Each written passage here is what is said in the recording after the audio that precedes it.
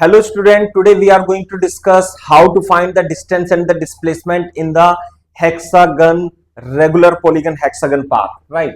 तो सबसे पहले हेक्सागन के बारे में आप समझ लें। हेक्सागन क्या होता है? जिसकी की छह साइडें इक्वल होती हैं। मान लिया इसकी साइड ए है, ठीक है। तो अब यदि हम इसे देखें तो ये सबसे बड़ी डायगोनल होती है, ये तीन इसमें सबसे बड़ी डायगोनल होती है ना। और इसमें ये इक्विलेटरल ट्राइंगल है, ये 60 डिग्री है, 60 डिग्री है, 60 डिग्री है।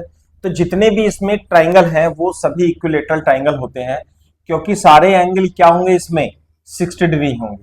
क्लियर है बात? सभी एंगल 60 डिग्री होंगे। तो इसमें जितने भी ट्राइंगल आपको दिख रहे हैं ये सब 60 डिग्री होंगे। तो पहले हम इसमें कॉन्सेप्ट बताते हैं, फिर उस कॉन्सेप्ट को यूज करके आप इस क्वेश्चन को सॉल्व कर सकते हैं। तो यदि इसकी साइड ए है तो ये भी साइड ट्राइंगल की ए होगी और ये भी साइड क्या होगी? ए होगी। तो ये जो बड़ी वाली डायगोनल है इसकी लंबाई जो होगी, लेंथ इसकी 2a हो जाएगी, ये भी 2a हो जाएगी, ये भी 2a हो जाएगी। तो जो हेक्सागन है, हेक्सागन में जो बिग वाली डायगोनल होती है, ये वाली डायगोनल कितनी होगी? 2a। ये भी कितना होगा? 2a। और ये भी कितना होगा? 2a। क्लियर है क्या बात? अब एक दूसरी डायगोनल रहेगा, एक दूसरी साइड रह सकती है कि इस पॉइंट से इस पॉइंट को मिलाने वाली एक डायगोनल और इस पॉइंट को मिलाने वाली ये, इनकी लंबाई जो होती है वो a√3 होती है। a√3। ये a√3 कैसे होगी ये मैं आपको बता देता हूं। इसे आपको याद रखना है, 2a याद रखना है और a√3 याद रखना है। बोर्ड पे देखो, जैसे ये लेंथ कितनी है, यदि आप हेक्सागन बनाएंगे इस तरीके से तो ये जो लेंथ होगी, ये मैंने आपको बताया भी 2a होगा, और ये लेंथ कितनी होगी? a होगी। हमें ये डिस्टेंस निकालनी है और ये यहाँ पे 90 डिग्री आता है। क्लियर है के पास? ये एंगल कितना है? 90 डिग्री। कैसे होगा 90 डिग्री? आप देख सकते हो, यदि आप इसे मिलाओगे तो ये 30 डिग्री और 30 डिग्री आइसोसेलेस ट्राइंगल होगा, है ना। ये दोनों एंगल बराबर होंगे और एक एंगल कितना होगा? 60। तो यदि ये 30 है तो ये भी कितना होगा? 30 होगा, और ये 60, तो ये एंगल हो जाता है 90 डिग्री। तो अब यदि मैं इसे x मान लेता हूं तो ये 2a square is equal to a square plus x square. तो 4a square is equal to a square plus x square, और एक्स स्क्वायर की वैल्यू 3a स्क्वायर हो जाएगी और x की वैल्यू a√3 हो जाएगी। इसका मतलब ये वाली जो साइड है, ये साइड, ये साइड और ये साइड, आपको याद रखना है a√3 और a√3 होती है, जहां पर a है इसकी साइड। क्लियर है क्या बात? ऐसे करके। अब हम आते हैं इसके क्वेश्चन पे, है ना। जो क्वेश्चन है, क्वेश्चन में क्या दिया हुआ है, क्वेश्चन में आप देख सकते हो।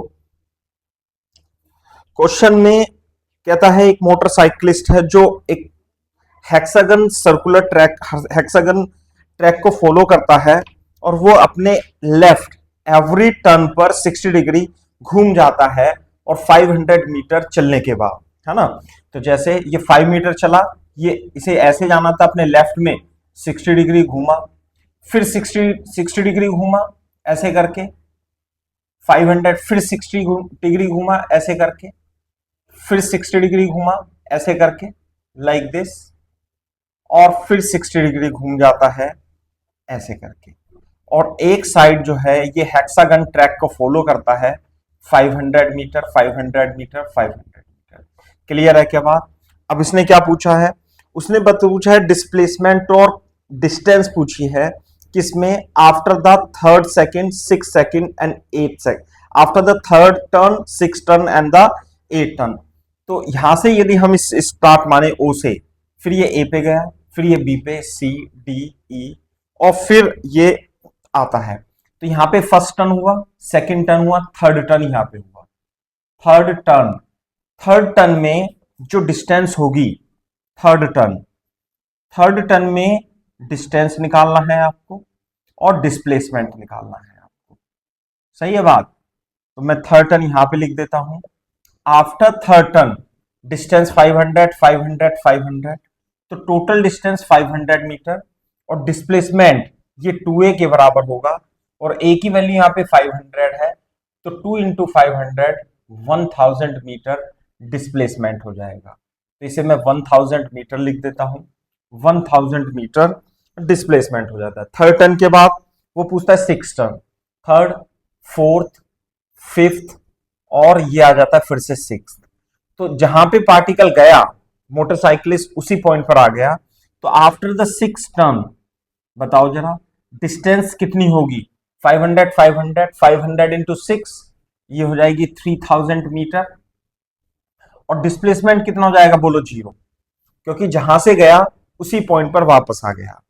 अब हम 8th टर्न की बात करते हैं, तो 6 के बाद 7 टर्न यहां पे आया और फिर यहां पे 8 टर्न आया, तो फिर से 500 प्लस 500 3000 मीटर तो पहले से ही था, तो 1000 मीटर और एक्स्ट्रा आ गया, तो 4000 मीटर आ गया। और डिस्प्लेसमेंट कितना होगा बताओ? ये होगा a√3, और a की वैल्यू क्या है? 500।